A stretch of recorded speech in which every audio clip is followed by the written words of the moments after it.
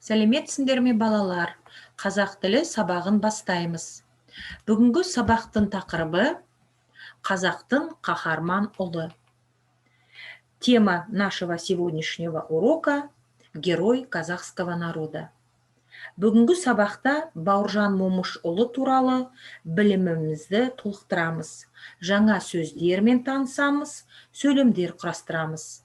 Сегодня на уроке мы узнаем больше о Бауыржане Момышұлы, познакомимся с новыми словами, будем составлять предложения. Жаңа сөздермен танысайық. Қаһарман. Қаһарман, батыр – это слова-синонимы. Герой. Ою, орнамент или узор. Балалар, мына суреттерге қараймыз. Мынау Бауыржан Момышұлының ескерткіші. Ол Нұр-Сұлтан қаласында орналасқан. Это памятник Бауыржана Момышұлы. Мынау Бауыржан Момышұлының отбасы. Это семья Бауыржана Момышұлы. Бұл Бауыржан Момышұлының қызы Шолпан. Бұл Бауыржан Момышұлының ұлы Бақытжан. Бауыржан Момышұлының мұражайы. Музей Бауыржана Момышұлы. Обратите внимание, во всех предложениях Бауыржан Момышұлының задаем вопрос чей, памятник чей. Кого? Бауыржана Момышұлы. Семья чья? Бауыржана Момышұлы. Памятник чей? Бауыржана Момышұлы. Балалар, қараймыз. Мынау Бақытжан Момышұлы. Мынау Зейнеп Ахметова. Бауыржан Момышұлының аты Бақытжан Момышұлы. Сын Бауыржана Момышұлы Бақытжан Момышұлы.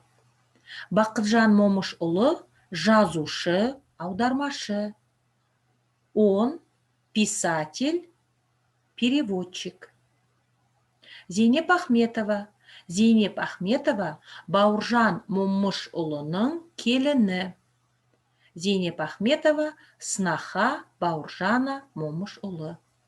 Зейнеп Ахметова жазушы. Зейнеп Ахметова писатель, писательница. Ол Бауыржан Момышұлы туралы мемуар кітаптар және мақалалар жазады. Она пишет книги, мемуары и статьи о Бауыржане Момышұлы. На этом рисунке, ребята, вы видите семью Бақытжана Момышұлы. Бақытжан Момышұлының отбасы.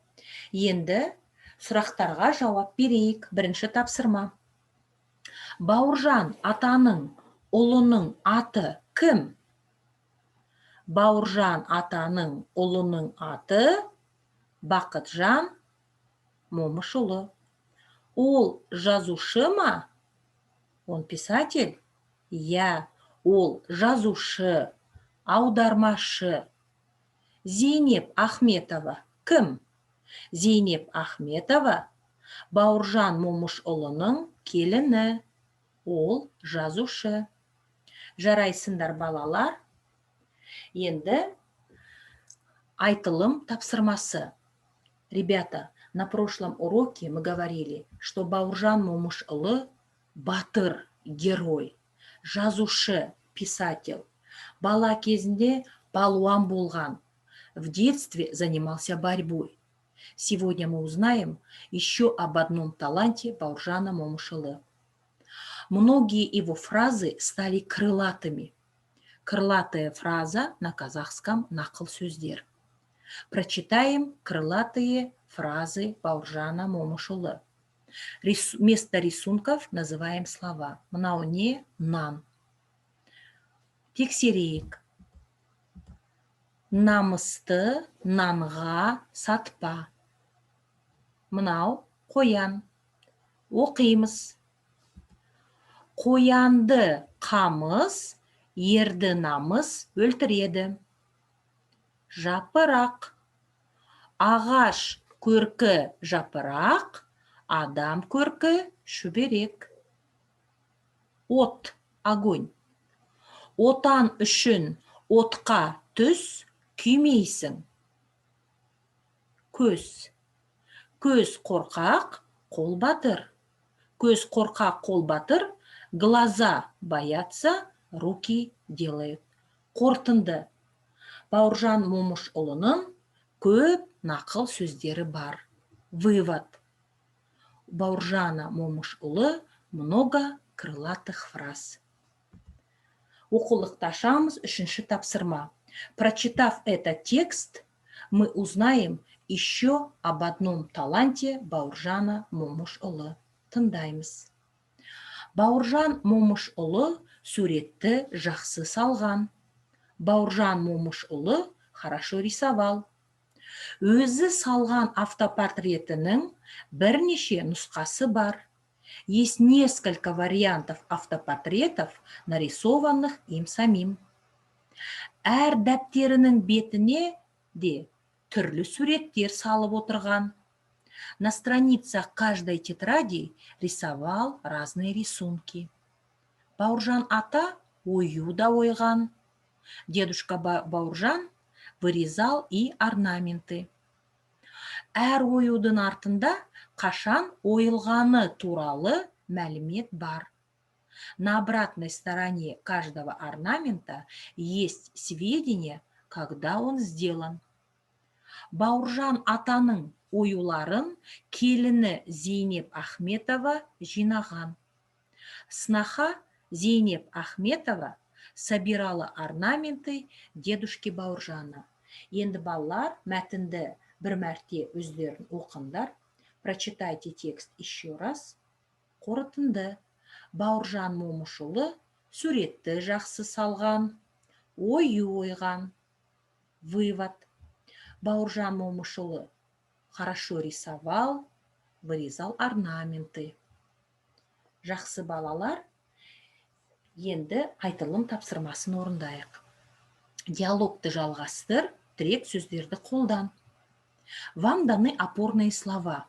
Қаһарман, герой, соғыс, война, шығарған, издал, сурет салған, рисовал, ою, орнамент, Бақытжан – это имя сына Бауыржана Момышұлы.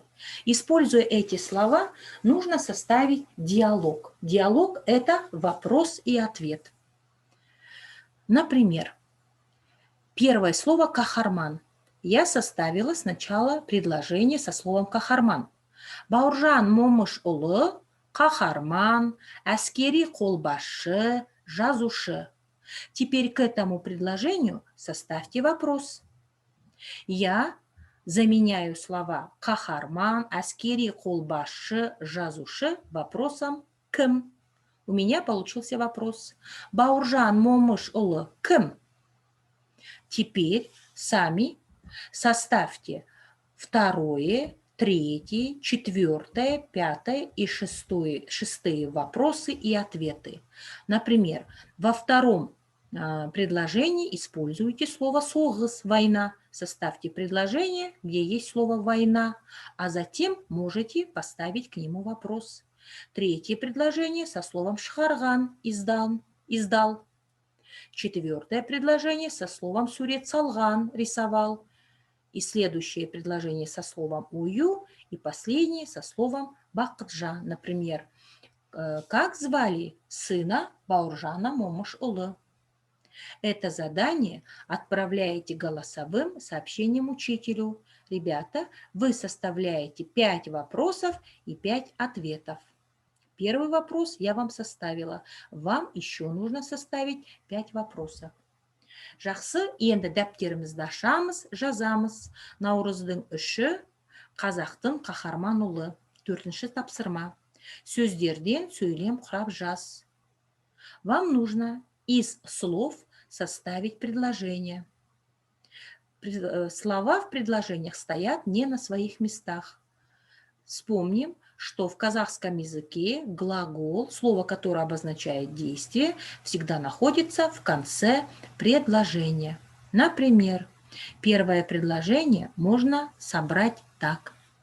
Бауыржан Момышұлы қазақтың батыр ұлдарының бірі. Дальше составляете самостоятельно. Ребята, мы сегодня узнали много нового, интересного про Бауыржан Момышұлы. Бауыржан Момышұлының нақыл сөздері көп. Бауыржан Момышұлы жақсы сурет салған, ою өрнек ойған, автопортретін салған. Сабақ аяқталды. Сау болыңдар балалар.